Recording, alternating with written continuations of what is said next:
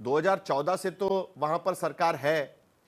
ये तो निवेदन पहले भी किया जा सकता था। कर्पूरी ठाकुर आज थोड़ी जननायक बने हैं, वो तो पहले भी जननायक थे।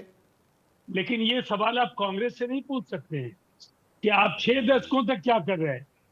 मैं वही पूछना चाहता हूं कि हमने तो, हमारी सरकार ने तो फैसला किया आजादी के बाद हम्म, पहली सरकारें किनकी बनी। 6 दशक तक जिस पॉलिटिकल पार्टी ने खुद की या बाद के दिनों में कुछ दलों के साथ मिलकर सरकारें चलाई, उन्होंने पिछड़ों के कल्याण के लिए आज चाहे जितनी बड़ी बातें ये कर ले, मंडल कमीशन की सिफारिशों का सवाल हो, कर्पूरी ठाकुर जी को याद करने का सवाल हो, सीताराम केसरी जी के अपमान का सवाल हो, टी अंजैया जैसे बड़े नेताओं को किस तरह से अपमानजनक व्यवहार की वजह से जो शर्मिंदगी और आत्मग्लानि हुई, राजीव गांधी के उस कुकृत्य को भी लोग आज नहीं भूले हैं। और ये एक लंबी सुनील फहरिस्त राजपूत, है। आपको जवाब देना होगा अब इस बात का। आप राजीव रंजन जी को पूछ रहे थे, अभी आपको जवाब देना होगा इस बात का। जी आप उनके पास जाना चाह रहे थे, उसके बाद नवल किशोर आपके पास भी आऊंगा। मैं दो बातें, हाँ हाँ हाँ, मुझे राजीव रंजन जी से बड़ी हताशा और निराशा हुई कि राजीव रंजन जी सच बोलने की जगह चुनावी शंखनाद करने लगे। हमने बड़ा स्पष्ट पूछा था कि राजीव रंजन जी कर्पूरी ठाकुर, स्वर्गीय कर्पूरी ठाकुर की मां को गाली किसने दी थी और किन परिस्थितियों में दी थी।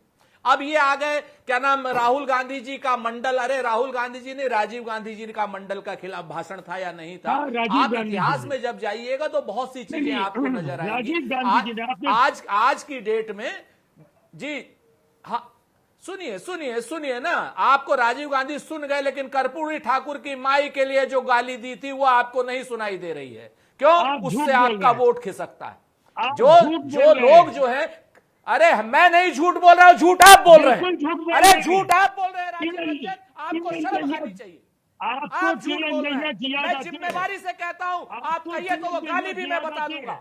जनसंघ ने जो कर्पूरी ठाकुर की मां को गाली दी थी कि कहां से आएगा आरक्षण, कर्पूरी की क्या माई, वो बात करते हैं आप। कर्पूरी ठाकुर की मां को गाली देने का काम जनसंघ ने किया, और अब आप बीच में बोल रहे हैं। मैं आपके बीच में नहीं बोला, मैं आपके बीच में नहीं बोला। कर्पूरी ठाकुर की मां को जिस भारतीय जनता पार्टी ने गाली दी है, उस कर्पूरी ठाकुर की। अब आप आ जाइए दूसरा जननायक पर। भारतीय जनता पार्टी के लोग नरेंद्र मोदी जी को और नरेंद्र मोदी स्वयं को 20 बार जननायक कह चुके हैं। जो सजा आपको राहुल गांधी जी को देनी है वो दीजिए, लेकिन उससे पहले 20 बार सजा आप दीजिए। नरेंद्र मोदी को जो जननायक का खिताब अपने सर पर लिए चल रहे हैं। आपको अगर है हिम्मत, आपकी है हैसियत, आपका है हौसला, तो दीजिए नरेंद्र मोदी को जननायक के नाम पर जो कुछ कहना है। तीसरी बात मैं आपको कहता हूं राजीव जी, कि बिहार में भ्रष्टाचार का अतिरेक है, और नीतीश कुमार से बड़ा भ्रष्टाचारी कोई नहीं है। 50,000 करोड़ का लुटेरा है नीतीश कुमार पर ईयर। 4 लाख करोड़ राजीव रंजन जी को जवाब देने दीजिए। माफियाओं को कमवाए हैं नीतीश कुमार ने। 4 लाख करोड़ रुपया का लुटेरा है नीतीश कुमार। उस नीतीश कुमार ठीक है, अभी राजीव रंजन जी से जवाब ले लेते हैं। अचेत है नीतीश कुमार। मर्यादा में आपको, आपकी याददाश्त सिलेक्टिव है, कांग्रेस का कहना है। सिलेक्टिव मर्यादा में है राजीव रंजन जी। आप लूटेंगे, 4 लाख करोड़ रुपया लूटेंगे, और हम मर्यादा में रहेंगे। ठीक है, अभी जवाब सुन लेते हैं। सुनील जी जवाब सुनते हैं, चलिए। इनको लगातार बोलने की अनुमति दे रहे हैं। देखिए, सबसे पहले जिस तरह की आप मर्यादित भाषा का ये प्रयोग नहीं कर रहे हैं, समझ में आया था राजीव रंजन जी। आप इन्हीं से बात सुनिए। साहिल जी, आप इन्हीं की बात सुन लीजिए। आज का शो इन्हीं के नाम। नहीं, आप बोलिए, आपकी बात सुन रहे हैं। बोलिए।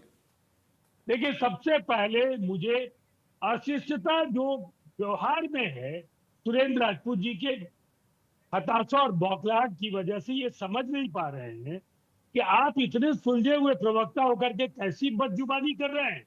आपने बिहार के महानायक को भ्रष्ट कहा। शायद आपके पास एक भी आरोप प्रमाणित करने की हैसियत नहीं है। 4 लाख करोड़ के बेईमान हैं नीतीश कुमार और भाजपा वाले। हैसियत नहीं है। फिर साहिल जी, ऐसे तो नहीं 4 लाख करोड़ का बेईमान और भ्रष्टाचारी है नीतीश कुमार। सुनील राजपूत जी, प्लीज उनको बोलने दीजिए। उनकी बात सुन लीजिए, फिर आपके पास आता हूं मैं, प्लीज। इनको नुक्कड़ सभा करनी है ना, बोलिए राजीव। कराइए। देखिए, सबसे पहली बात तो यह है कि जिस पॉलिटिकल पार्टी की आजादी के साथ भ्रष्टाचार की यात्रा शुरू हो गई, लोग जीत कांड से लेकर मुंद्रा कांड से लेकर जिस तरह से यूपीए के पिछले कार्यकाल के 12 लाख करोड़ के घोटाले हैं, ये घोटालों का पर्याय है। कांग्रेस पार्टी का मतलब अधिनायकवादी शक्तियों के प्रतीक है। ये वंशवादी अलोकतांत्रिक ठीक। जो राजनीतिक शक्तियां हैं उनके द्वारा लगाए गए आरोपों को हम गंभीरता से कभी लेते ही नहीं है। और जहां तक कांग्रेस का सवाल है, इन्होंने तो पूरे देश को शर्मिंदा किया है। आप जिस तरह से अपने नेताओं को लेकर के बहुत ही खासे उत्साहित दिख रहे हैं, जनता किस कदर कांग्रेस को मिटाने के लिए तैयार है आपको अंदाजा नहीं। और आप तो गलत नाव पर बैठ भी गए। उनका डूबना तो पहले से तय था और आपके वजन से वो भी डूब जाए। बहुत ही मुश्किल रास्ता आने का। 2025 के नतीजे आने दीजिए और फिर आकर के बात कीजिए। आपको कोई मुद्दे की बात चलिए नवल किशोर जी, आपकी प्रतिक्रिया इस पर बहुत जरूरी है, क्योंकि बार बार जब ईबीसी की बात होती है तब पूछा जाता है कि क्या आरजेडी के पास उस बारे में कोई सपोर्ट है, क्योंकि अब तक तो आप मुस्लिम यादव कॉम्बिनेशन पे चलते रहे। पहली बार आपको ईबीसी की याद आ रही है। पहली बार हम देख रहे हैं कि आप मुकेश साहनी को डिप्टी चीफ मिनिस्टर की घोषणा कर रहे हैं, लेकिन उसके साथ साथ अब बाकी जातियां मुस्लिम वहां पर सवाल उठा रहे हैं कि हमारे समाज से क्या होगा। हम तो 17% है और हमारे समाज को तो आप कुछ नहीं दे रहे। 2.5% 3% को आप डिप्टी सीएम बनाना चाहते हैं, लेकिन बाकी लोग का क्या होगा, यह भी सवाल यहां पर उठाने की कोशिश हो रही है। साहिल जी देखिए, भारतीय जनता पार्टी का सृजन ही प्रोपेगेंडा पे हुआ है, तो उनके सवालों का तो जवाब हम नहीं देना चाहते हैं, क्योंकि वो बराबर लोगों के विषय में दुष्प्रचार करते हैं। जो जिनके इतिहास में कर्पूरी ठाकुर को गाली देना हो, मंडल कमीशन जब लागू हुआ तो सरकार को गिरा देना हो, आरक्षण विरोधी हो, संविधान विरोधी हो, ये तमाम तरह की चीजें जो है वो बहुत आसानी से करते हैं। जिस जातीय जनगणना की बात हो रही थी, उस जातीय जनगणना, ये जातीय सर्वे जब हम लोगों ने बिहार में कराया तो वो मध्य प्रदेश में भाषण में क्या बोल रहे थे कि नीतीश कुमार ने महापाप किया है। नीतीश कुमार जब उनको छोड़े तो क्या कह रहे थे कि हम मिट्टी में मिल जाएंगे लेकिन भारतीय जनता पार्टी में नहीं जाएंगे। तो उनसे तो खैर अभी भी हम कहते हैं कि जिस हिस्सेदारी की हम बात करते हैं वो सिर्फ अगड़ा पिछड़ा, अति पिछड़ा और अकलियत की बात नहीं है। हम तो कहते हैं कि जिसकी आबादी जितनी है उसके हिसाब से हिस्सेदारी तय हो, और उस पर हम लगातार काम कर रहे हैं। इसमें सबसे पहले मुखर तरीके से खड़ा रहने वाला पार्टी है जो आरजेडी है। जहां तक सवाल है, जिस सवाल पे आप बात करना चाहते हैं, उसमें तो हम लोग कह ही रहे हैं कि हर किसी को हिस्सेदारी देंगे, सिर्फ एक नहीं, हम और दो डिप्टी चीफ मिनिस्टर देंगे। जब पहले आप चेहरे की बात करते थे, भारतीय जनता पार्टी को लगता है नहीं चेहरा ही नहीं है, अब तो आपको चेहरा छुपाना पड़ रहा है। जब नाम आ गया और जिसको पूरा बिहार स्वीकार कर लिया है, उसके काम के बदौलत, उसके नारों के बदौलत, उसके वादों के बदौलत, उसके काम जो डिलीवर उन्होंने किया है 17 महीने के सरकार में, उसके आधार पे जब बिहार की जनता ने उनको स्वीकार कर लिया है, अब महागठबंधन जिसमें 7 दल है, आपको मालूम है कि 7 दल ने मिलकर तय किया कि भाई हमारे जो चेहरे हैं वो ये होंगे, और पिछले 5 साल में ये सारा काम दिख रहा है। उसके बाद इस तरह की बात करना तो ये तो बेहद हास्यास्पद है। लेकिन जेएमएम को तो निकालना पड़ा ना आपको बाहर। जिस माले की आप बात, 6 उम्मीदवार डिक्लेयर करने वाले थे, उनको आपको निकालना पड़ा ना। फिर नहीं, उनको समझाना पड़ा ना कि मत चुनाव मत लड़िए। बिल्कुल नहीं, बिल्कुल नहीं। जेएमएम के जो प्रमुख है वो आएंगे, प्रचार करेंगे, आप घबराइए मत। देखिए यही तो घबराहट है भारतीय जनता पार्टी की कि उसको लगता है, कल ही उनका बयान आया है कि अब वो चुनाव प्रचार में नहीं आएंगे। अपने विरोधी हेमंत सोरेन कह रहे हैं कि हम रांची से उठकर पटना नहीं आएंगे प्रचार के लिए। देखिए साफ मना कर दिया उन्होंने। दिल दुख गया उनका। ये बात है, वो संवाद नहीं, हम कह रहे हैं ये बात और संवाद जारी है, और ये सारा इंटरनल मामला है। इसमें भारतीय जनता पार्टी को तो पहले अपने लोगों को समझाए ना, पहले तो ये बताए, नीतीश कुमार जी को समझाए कि वो क्या कर रहे हैं और क्या नहीं कर रहे हैं, चिराग पासवान जी को समझाया कि वो क्या कर रहे हैं क्या नहीं कर रहे हैं। 20 साल जो उनका चेहरा रहा उसको बता रहे हैं, उसको प्रक्रिया बता रहे हैं कि संवैधानिक प्रक्रिया क्या है, कि कैसे चेहरे नामित होते हैं, कैसे मुख्यमंत्री बनते हैं, चुनाव के बाद हम सर्वदलीय ये जो विधायक दल का नेता तय करेगा। ये सारी बातें जो है ना, कैसे निपटाना है अपने साथियों को, कोई भारतीय जनता पार्टी से सीखे। राजीव रंजन को तो ये आदत हो गया है अपमान सहने का। उनको कहां पता है कि 2022 में नीतीश कुमार खुद बाहर आते हैं और कहते हैं कि ये हमारे दल को तोड़ना चाहते हैं, कमतर करना चाहते हैं। चिराग पासवान जी को 2 भाग में तोड़ दिया गया, वो तक नहीं कर पाए। मुकेश सहनी की बात करें, मुकेश सहनी की पार्टी को समाप्त कर दिया गया।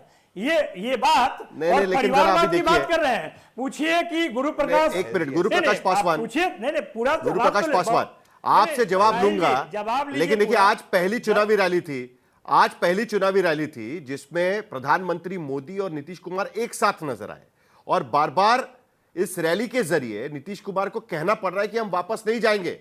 जरा सुन लेते हैं एक बार उन्होंने क्या कहा आज की रैली में। ये तो बार बार उनको कहना पड़ रहा है, इसका भी कारण समझने की कोशिश करेंगे। जरा एक बार वो क्लिप चला दीजिएगा आज की समस्तीपुर की रैली में।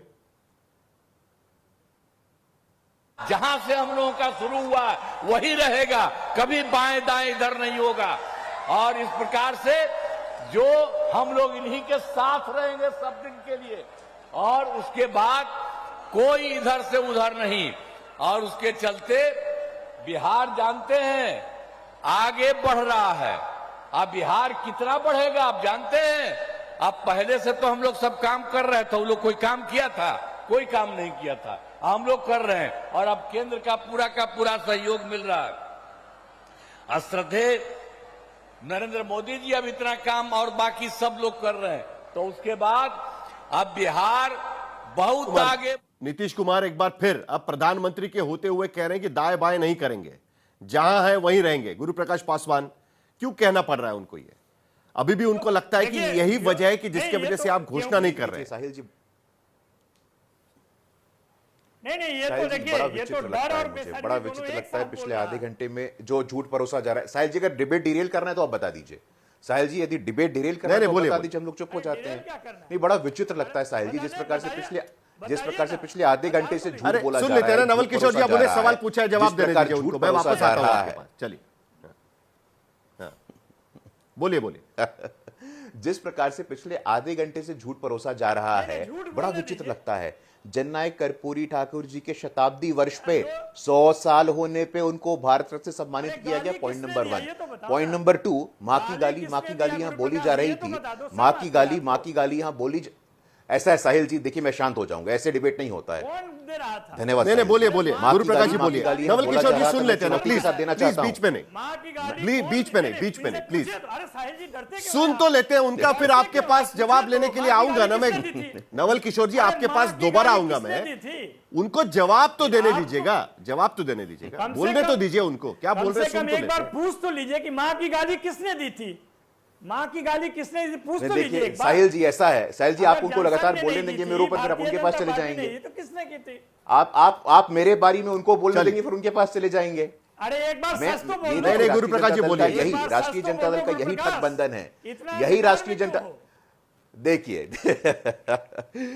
विचित्र होता है भाई, विचित्र होता है। पिछले आधे घंटे ऐसे क्या होगा ना, फिर कोई बोल नहीं पाएगा। नवल किशोर जी, किसी की आवाज सुनाई नहीं देगी प्लीज।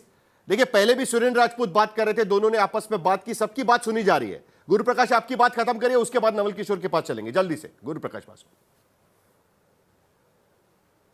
पिछले आधे घंटे से झूठ परोसा जा रहा है। जननायक कर्पूरी ठाकुर जी के 100 वर्ष हुए, उसके उपरांत उनको उस मौके पे शताब्दी वर्ष पे भारत रत्न से सम्मानित किया गया। जननायक कर्पूरी ठाकुर जी और सीताराम केसरी जी के एपिसोड को जोड़ना सरासर गलत है, निराधार है। Point number 1। पॉइंट नंबर 2 मैं चुनौती के साथ कहना चाहता हूं, पूरे आत्मविश्वास के साथ कहना चाहता हूं। मां की गाली की बात हो रही थी, एक रेफरेंस उठा के दिखाइए, एक रेफरेंस उठा करके दिखाइए जब ऐसा कहा गया हो। और यहां पे इन्हीं चुनावों की पृष्ठभूमि में अति पिछड़ी जाति से आने वाले नरेंद्र मोदी जी की माता जी को गाली दिया गया है।